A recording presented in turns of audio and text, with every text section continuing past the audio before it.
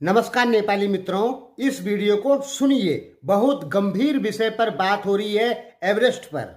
Video है खबर bulletin TV की। वीडियो सुन लीजिए, फिर आपको हम सही बात बताएंगे। तर आज त्यो ठाउँमा जुन खालको तपाईको चाहिँ चाइनाको लोकेसन टिपेको छ र जुन लोकेसनदेखि लिएर टाइमिङसम्म तपाईको त्यहाँको दिँदै गर्दाखेरि हामीलाई एकदमै दुःख लागिरहेको छ किनकि मेरो देशको सबभन्दा ठुलो तपाईको सर्वोच्च शिखर सगरमाथाको तपाईको चाहिँ 8000 बाट माथि 8000 को तपाईको चाहिँ माथिको जति पनि हिमाल त्यसको रेन्जमा भएको हिमालहरूको ठाउँमा चाहिँ तपाईको चाहिँ त्यहाँको रेन्ज चाहिँ टाइमिङ र लोकेसन टिप्दै गर्दाखेरि हामीले त्यो लगेको विदेशीलाई के भन्ने, त्यो नेपाल हो भन्ने कि चाइना हो भनेर भन्ने? यति विदेशीले त तपाईको यो त मैले मेरो देशको तपाईको हिमाल भनेर यहाँबाट तपाईको चाहिँ नेपाल सरकारले पनि तपाईको अनुमति दिएर पठायो। मैले पनि उलाई त मेरो देशको हिमाल भनेर मैले भनिरहेको छु। तर त्यो ठाउँमा गएर तपाईको चाहिँ त्यहाँको लोकेसन टिप्दै गर्दाखेरि उले मलाई के भन्छ, यो त चाइनाको लोकेसन दिइरहेको छ, चाइनाको टाइमिङ दिइरहेको छ, कसरी नेपालको भयो? यो त चाइनाको रहेछ न भनेर विदेशीले तपाईलाई मलाई प्रश्न गर्दै गर्दाखेरि त्यसको जवाब मैले दिन सक्छु। तो नेपाली मित्रों, यदि किसी अनजान आदमी को माउंट एवरेस्ट पे छोड़ दिया जाए और उसे पूछा जाए कि आप ऑनलाइन बताइए कि आप कहां पर हैं, तो वो सीधे बताएगा कि हम चाइना में हैं, क्योंकि टाइमिंग और लोकेशन वो चाइना की ही बताता है। यानी इनडायरेक्टली कहीं न कहीं कुछ न कुछ कब्जा चाइना का एवरेस्ट पे हो चुका है। भले ही वो जमीन पे कब्जा ना हो, लेकिन या डायरेक्ट कब्जा ना हो, लेकिन ऑनलाइन कब्जा कहीं ना कहीं हो चुका है। और ये बहुत गंभीर विषय है।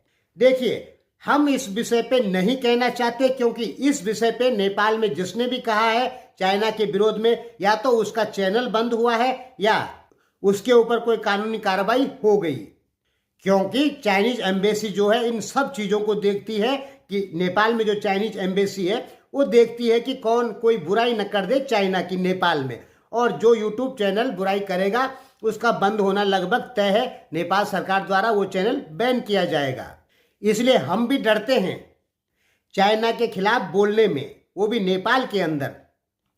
चाइना की पावर दोस्तों बहुत ज़्यादा है, यानी चाइना की मीडिया पावर बहुत ज़्यादा है। चाइना की मीडिया कंट्रोल कनाडा में है, यूरोप में है, नेपाल में है, पाकिस्तान में है, कहीं कहीं भारत में है।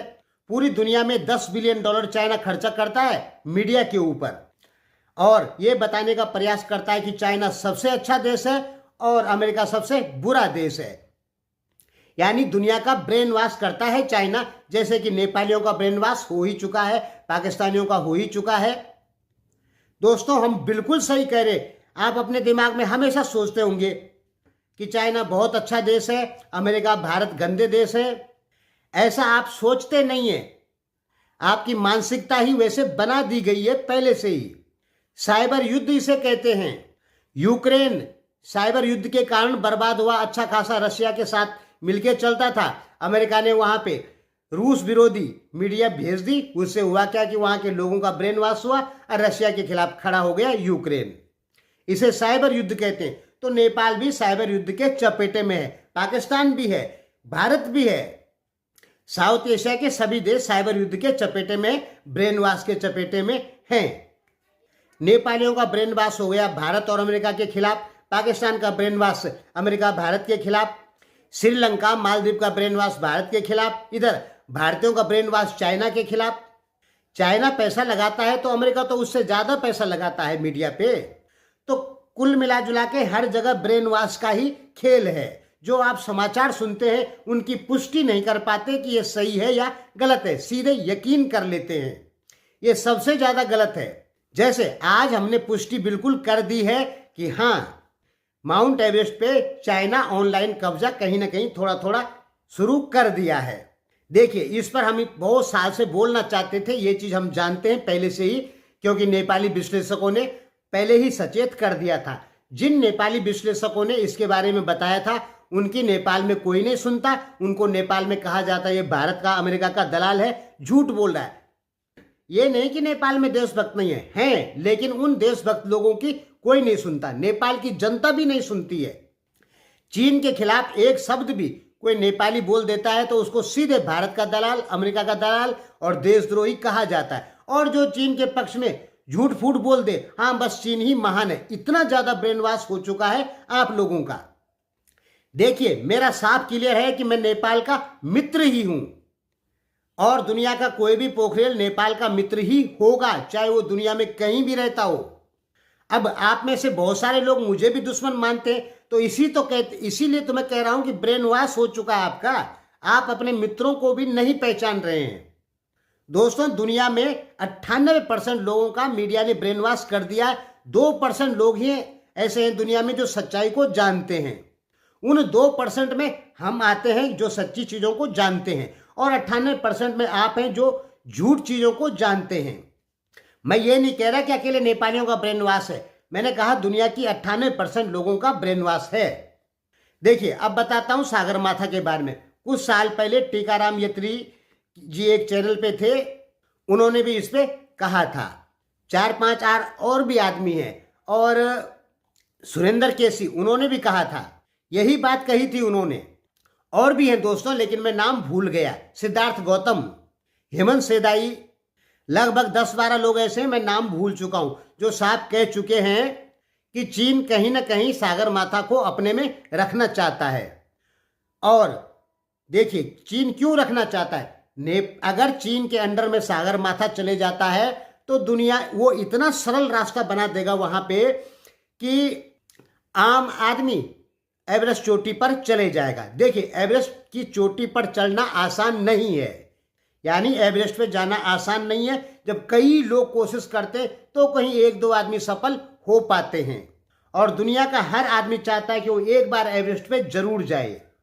अगर एवरेस्ट चाइना के कंट्रोल में चले जाता है तो वो इतना सरल कर देगा एवरेस्ट पे पहुंचना, और सस्ता कर देगा कि आम आदमी की पहुंच में एवरेस्ट आ जाएगा। यानी तब ज्यादा से ज्यादा लोग एवरेस्ट जा पाएंगे, जिससे चाइना की दब के कमाई होगी, यानी खूब कमाई होगी। ये प्लान चल रहा है कि चाइना का, ये मैंने सुना आपके विश्लेषकों द्वारा, मैं अपनी मर्जी से कुछ नहीं कह रहा।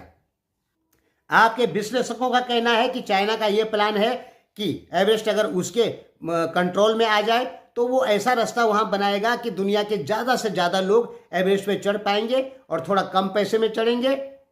अभी कम लोग चढ़ते हैं, थोड़ा पैसा ज्यादा है, लेकिन तब बहुत ज्यादा लोग जाएंगे एवरेस्ट पर, और तब चीन की कमाई भी खूब होगी।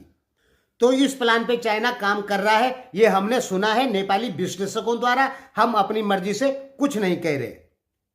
प्राचीन हिंदू ग्रंथ में हिमालय या एवरेस्ट हो, इनका खूब वर्णन किया गया है। अगर एवरेस्ट खत्म हो जाता है तो भारत के अधिकांश हिंदू ग्रंथ भी खत्म हो जाएंगे। अरे जैसे गंगा नदी है, तो पुराणों में गंगा नदी का खूब वर्णन है, और जब गंगा नदी का अस्तित्व ही खत्म हो जाएगा तो पुराण किस मतलब की। उसी प्रकार एवरेस्ट भी कंट्रोल से बाहर चले जाता है नेपाल या भारत के या हिंदुओं के, तो हमारे प्राचीन ग्रंथ बेकार। ये कन्फर्म है हमारे प्राचीन ग्रंथों के आधार पे कि एवरेस्ट जो भूमि है वो हिंदुओं की भूमि है, ये तो 100% कन्फर्म है। बुद्ध भूमि है तो बुद्ध भी तो हिंदुओं से निकले, कहीं बुद्ध बाहर से आए हैं क्या? बुद्ध का जन्म भी तो यही हुआ ना, हिंदुस्तान में। हिंदुस्तान का मतलब नेपाल भी हिंदुस्तान ही है। हिंदुओं की रहने की जगह को हिंदुस्तान कहा जाता है। व्यक्तिगत भारत के लिए हिंदुस्तान नहीं कह सकते, नेपाल के लिए भी हिंदुस्तान कह सकते हैं। यानी हिंदुस्तान शब्द पे जितना अधिकार भारत का है उतना ही अधिकार नेपाल का है। तो हमारे प्राचीन ग्रंथों में एवरेस्ट जो है वो हिंदुओं की भूमि है। और आपको पता होना चाहिए कि नेपाल एक हिंदू राष्ट्र था 2008 तक, एकमात्र दुनिया का। यानी ये कन्फर्म है कि एवरेस्ट नेपाल की ही भूमि है। तो क्या ये चीन के कंट्रोल में चले जाएगा या लीज पर जाएगा? तो दोस्तों, अगर नेपाल पे ज्यादा कर्जा हो जाता है 15 बिलियन 20 बिलियन डॉलर, तो हो सकता है कि सागरमाथा लीज पर चले जाए 99 साल के लिए, जैसे हेमंत टोटा गया। ऐसा बिल्कुल हो सकता है, ये आपके विश्लेषक ने ही कहा है। तो हमारे कहने का मतलब है कि नेपाल को चीन के कर्जे के जाल में नहीं फंसना चाहिए। नेपाल को चीन नेपाल रेलवे लाइन बनानी है तो अपने पैसे से बनाए, कर्जे के जाल में बिल्कुल नहीं फंसना है। और माउंट एवरेस्ट की तरफ पूरी तरीके से ध्यान देना होगा कि वहां पर चल क्या रहा है। धन्यवाद दोस्तों।